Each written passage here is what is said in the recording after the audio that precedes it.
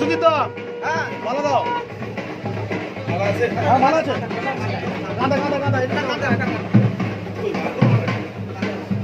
নামলেন বিভিন্ন জায়গায় মন্দির এবং হনুমান মন্দির বিভিন্ন জায়গায় পুজো দিলেন, কি বলবেন এটাকে?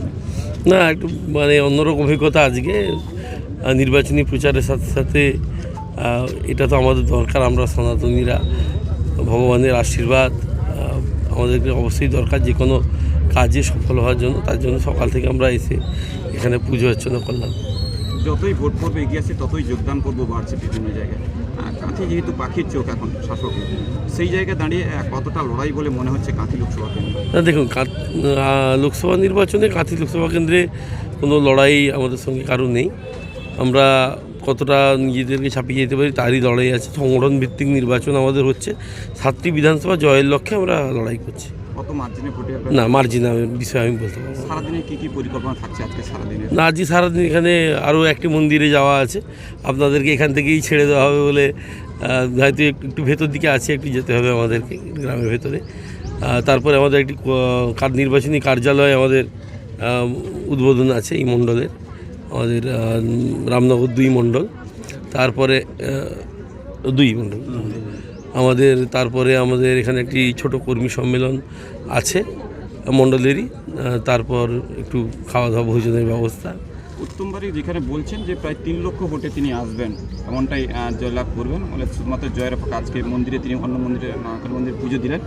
3 লক্ষ ভোটে তিনি জয়লাভ। না ঠিক আছে, তিনি হয়তো জ্যোতিষশাস্ত্র নিয়ে একটু বেশি পড়াশোনা করেছেন, হয়তো তিনি সংখ্যাতত্ত্বের ব্যাপারে তার খুব বেশি জ্ঞান ট্যান আছে। সংখ্যাতত্ত্বের লড়াইতে আমি যাবো না কারোর সঙ্গে। একটা দাদা লাস্ট কোশ্চেনটা করবো, আজকে স্বদেশ নায়কের বাড়িতে উত্তম বাড়ির সৌজন্য সাক্ষাৎকারে গেলেন, আপনারা কি যাবেন? স্বদেশ যেহেতু এখানকার এমএলএ ছিলেন, আজকে উত্তম বাড়ি তার বাড়িতে হাজির হয়েছে। স্বদেশবাবুর সঙ্গে আমার কথা হয়েছে, আমি ওনার আশীর্বাদ প্রার্থনাও করেছি, উনি আমাকে আশীর্বাদও করেছেন। এবং নিশ্চিতভাবে তিনি 21 সালে ভারতীয় জনতা পার্টির ক্যান্ডিডেট ছিলেন, তার আশীর্বাদ আমরা নিশ্চিতভাবে চাইব। তাছাড়া যে কেউ কারো বাড়িতে যেতে পারে, বিশেষত বয়স যারা প্রবীণ মানুষ তাদের কাছে তো কেউ আশীর্বাদ চাওয়ার জন্য যেতেই পারে। এর মধ্যে কোনো রাজনীতির বিষয় আমি দেখছি না। তাহলে কি স্বদেশ দল পরিবর্তনের কোনো ইঙ্গিত দেখা দিচ্ছে? আমি এরকম কোনো বিষয় আমার অবগত নেই।